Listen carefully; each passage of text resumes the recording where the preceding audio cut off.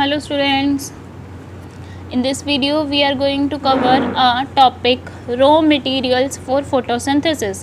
photosynthesis process के लिए क्या क्या कच्चे माल की क्या क्या रॉ मटेरियल्स की रिक्वायरमेंट होती है. The preparation of carbohydrate, that means food, by plants by the process of photosynthesis require two materials. Food बनाने के लिए प्लांट्स जो बनाते हैं प्रोसेस फोटोसिंथेसिस से, उसके लिए दो चीज़ों की ज़रूरत होती है. First one carbon dioxide and second one is water.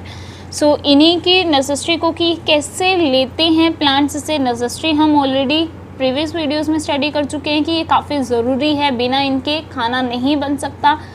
अब यहाँ हम स्टडी करेंगे कि प्लांट्स जो हैं इन चीज़ों को लेते कैसे हैं. सो फर्स्ट टॉपिक यही है कि how the plants obtain carbon dioxide. Plants कैसे कार्बन डाइऑक्साइड को लेते हैं.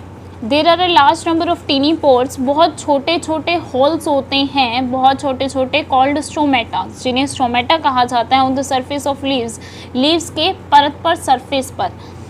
The singular of stromata, stromata का सिंगुलर फॉर्म स्ट्रोमा बोला जाता है इसे. The green plants carbon dioxide from air for photosynthesis. Green plants carbon dioxide को हवा से लेते हैं फोटोसिंथेसिस प्रोसेस के लिए.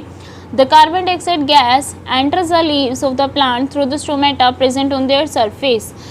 कार्बन डाइऑक्साइड लीव्स के अंदर आती है किनके ज़रिए, जो छोटे छोटे होल्स हैं, जो स्ट्रोमेटा प्रेजेंट है लीव्स के सरफेस पर, वहाँ से एंटर करती है. इस स्ट्रोमेटा पोर, हर एक जो स्ट्रोमेटा पोर है, होल बने हुए हैं, is surrounded by pair of guard cell, उसके बाहर गार्ड सेल बनी हुई है. गार्ड सेल का मतलब क्या है, गार्ड का मीनिंग आपको समझ आता है, बिल्कुल वही है, गार्ड सेल की तरह वर्क करता है. Opening and closing of stromata pores is controlled by, कि स्ट्रोमेटा वो जो होल्स हैं कब खुलेंगे कब बंद होंगे ये कौन देखेगा, गार्ड करेगा, गार्ड सेल करेगा. When water flows into the guard cell, जब गार्ड सेल के अंदर पानी जाता है, दे स्वेल, तो वो क्या हो जाते हैं, फूल जाते हैं. बिकम्ड कर्व्ड, और कैसे बन जाते हैं, कर्व्ड शेप के, जैसे आपको इस पिक्चर में दिखा हुआ है, ये कर्व बन गए. और जब पानी नहीं जाता तो ये बंद हो जाते हैं, बिल्कुल सीधे से हो जाते हैं.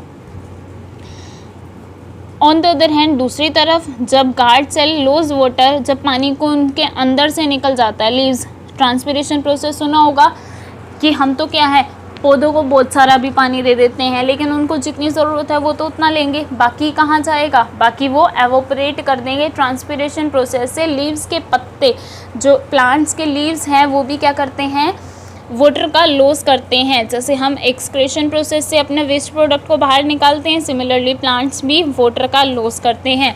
सो ये गार्ड सेल जब पानी का लॉस करते हैं, वो श्रिंक हो जाते हैं, पिचक जाते हैं, स्ट्रेट हो जाते हैं, और उनके स्ट्रोमेटा पोर बंद हो जाते हैं.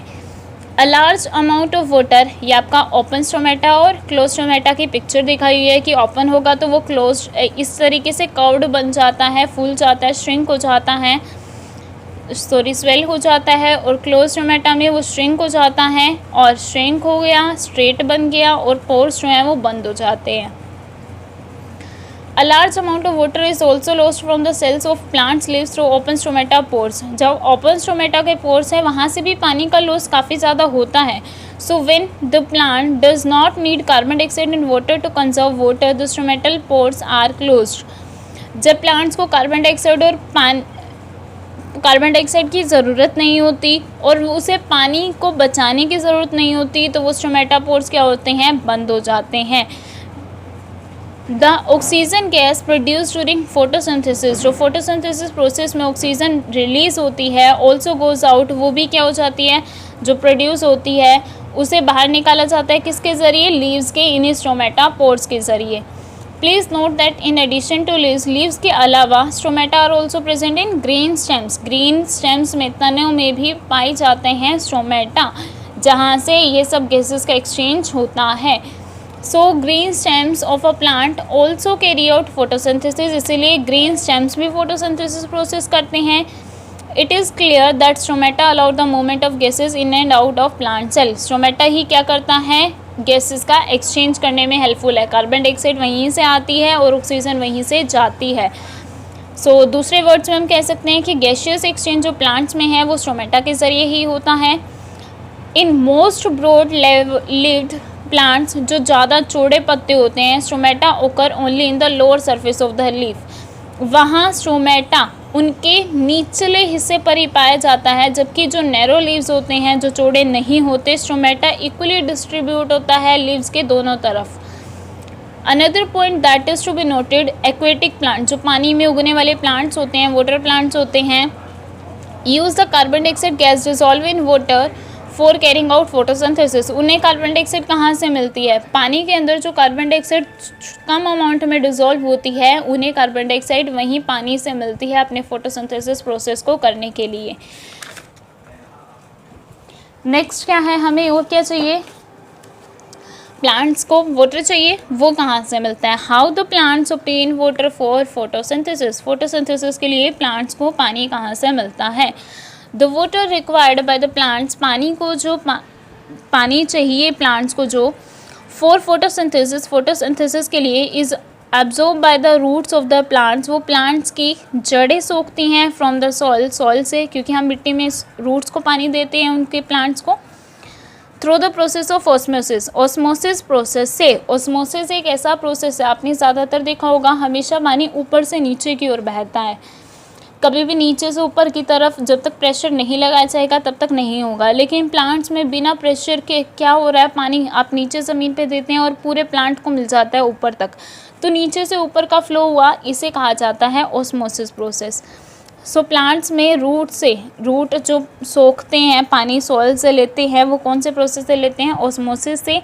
Water absorb by root of plant is transported upward through the xylem vessels. एक जाइलम वेसल्स टिश्यूज़ प्रेजेंट होते हैं, फ्लोएम टिश्यूज़ प्रेजेंट होते हैं लीव्स के अंदर। ये इनके अलग अलग फंक्शन है, जो भी आप इसी चैप्टर में अच्छे से स्टडी करोगे कि किसका क्या फंक्शन है। जैसे एक का फंक्शन है पूरी बॉडी तक खाना पहुंचाना, एक का फंक्शन है पूरी बॉडी तक वाटर पहुंचाना, मिनरल्स पहुंचाना। तो इस तरीके से अलग अलग काम है इनके, इनको आप वन बाय वन स्टडी करेंगे भी। तो जाइलम जो वेसल्स हैं, यही क्या करते हैं? ट्रांसपोर्ट करते हैं, नीचे से ऊपर तक पानी पहुंचाने का काम करते हैं। Where it reaches the photosynthetic cells, photosynthetic cells तक पहुंचाते हैं, जहाँ से वो सनलाइट की प्रेजेंस में खाना बनाएंगे और फोटोसिंथेसिस प्रोसेस में यूज़ करेंगे। जो दो रॉ मटेरियल्स चाहिए, कार्बन डाइऑक्साइड और वाटर, खाना बनाने के लिए, एनर्जी फूड्स बनाने के लिए, जैसे कार्बोहाइड्रेट है, ग्लूकोज और स्टार्च की फॉर्म में, पर इसके अलावा प्लांट्स को और भी चीज़ें चाहिए होती है, जैसे नाइट्रोजन चाहिए, फास्फोरस चाहिए, आयरन चाहिए, मैग्नीशियम चाहिए खाना बनाने के लिए, उनकी बॉडी बनाने के लिए। प्लांट्स टेक मटेरियल्स, प्लांट्स इन मटेरियल्स को कहाँ से लेते हैं? नाइट्रोजन, फास्फोरस, आयरन और मैग्नीशियम को वो सॉइल से लेते हैं, मिट्टी से लेते हैं। मिट्टी के अंदर ये सारे मिनरल्स प्रेजेंट होते हैं, इसीलिए हम कई बार फर्टिलाइज़र्स का, गोबर का यूज़ करते हैं, मैन्योर का यूज़ करते हैं, फर्टिलाइज़र्स का यूज़ करते हैं। क्यों करते हैं? क्योंकि प्लांट्स को ये सब चीज़ें चाहिए जो कि फर्टिलाइज़र और मैन्योर में प्रेजेंट होती है, सॉइल में प्रेजेंट होती है। सो नाइट्रोजन एक असेंशियल एलिमेंट है जो प्लांट्स यूज़ करते हैं टू मेक प्रोटीन्स बनाने के लिए एंड अदर कंपाउंड्स बनाने के लिए। The plant take up nitrogen from the soil, soil से नाइट्रोजन लेते हैं plants in the form of inorganic salt, किस फॉर्म में? नाइट्रेट्स की फॉर्म में या नाइट्राइट की फॉर्म में या फिर ऑर्गेनिक कंपाउंड्स की फॉर्म में, which are produced by bacteria, जो बैक्टीरिया बनाते हैं from the atmospheric nitrogen. Atmosphere में, हवा में जो प्रेजेंट होता है नाइट्रोजन गैस, उसको कन्वर्ट करते हैं नाइट्रेट की फॉर्म में। नाइट्रेट की फॉर्म ही यूज़फुल होती है प्लांट्स के लिए, बैक्टीरिया का काम होता है इनको कन्वर्ट करने का। सो ये सब चीज़ें प्लांट्स को चाहिए होती हैं। प्लांट्स वाटर और कार्बन डाइऑक्साइड के अलावा ये सारी चीज़ें भी उन्हें चाहिए होती है जो कि सॉइल से मिलती है, इसीलिए सॉइल भी एक इम्पोर्टेंट थिंग बन जाती है। सो ये आपका टॉपिक था। Thank you very much and have a nice day.